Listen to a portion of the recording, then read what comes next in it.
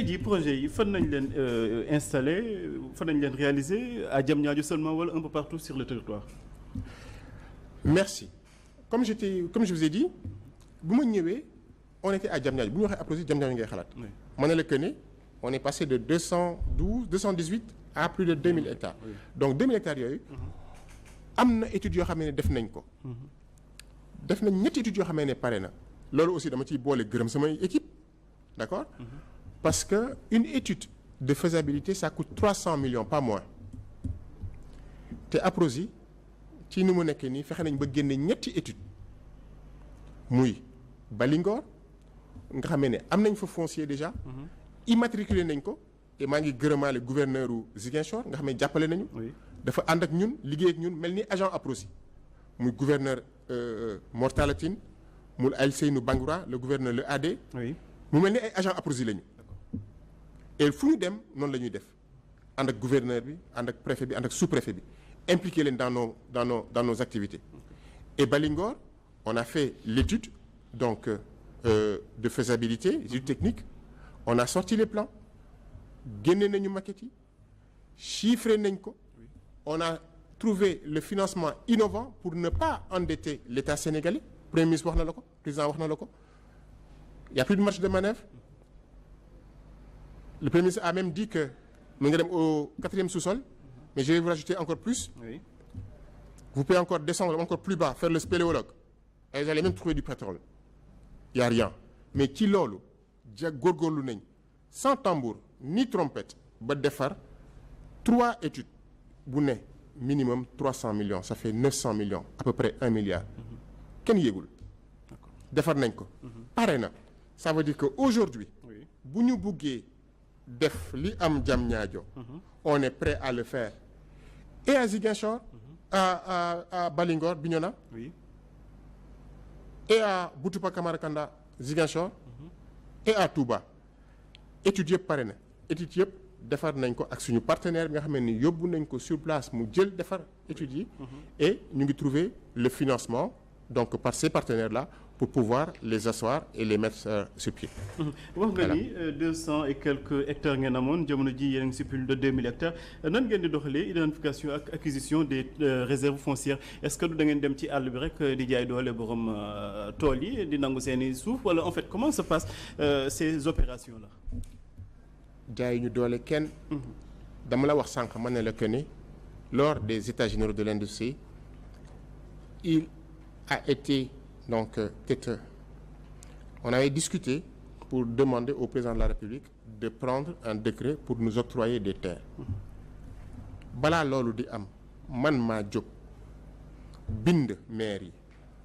bind gouverneur yi dem seeti leen dem dëkk fa di fan yi sax dinañ def caravane dañu jógee Ndakaaru dem ba Sédhiou Oudugar Onk nga xam ne am nañ fa 200 hectares donc am nañ fa 200 hectares Oudugar am nañ fa 200 hectares Gagnic am nañ fa 40 hectares nu mu tuddati Gagnic am nañ fa 40 hectares. Tilmaxa 300 hectares ainsi de suite dañuy dem waxtaan ak ñoom wan leen suñu projet intéressé leen. Suivant la cartographie comme j'ai dit de l'ANAT ñu xam fi nga nekk noonu lañ définir suñu politique suñu stratégie de développement industriel.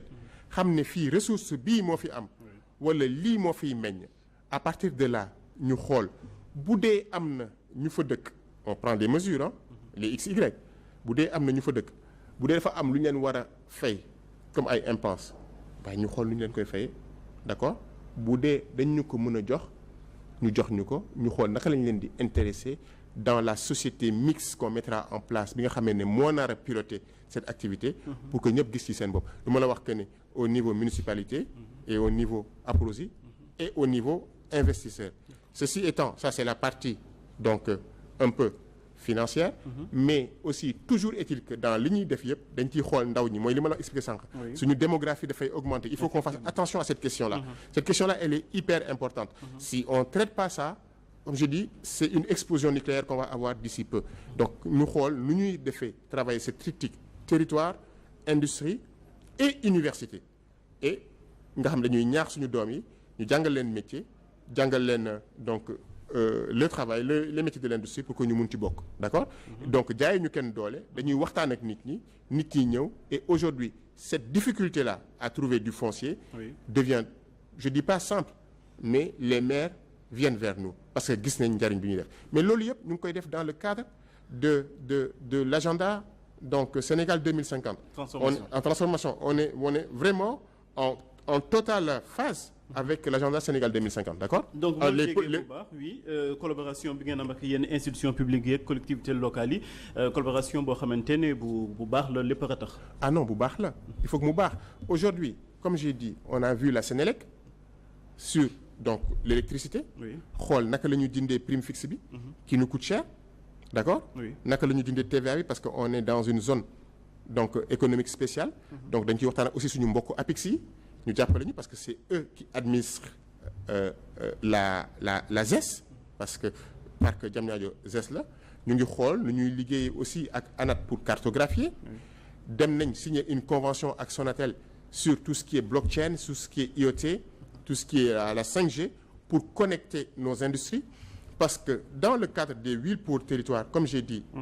ñun fu ne dañ fa nekk loolu mooy suñu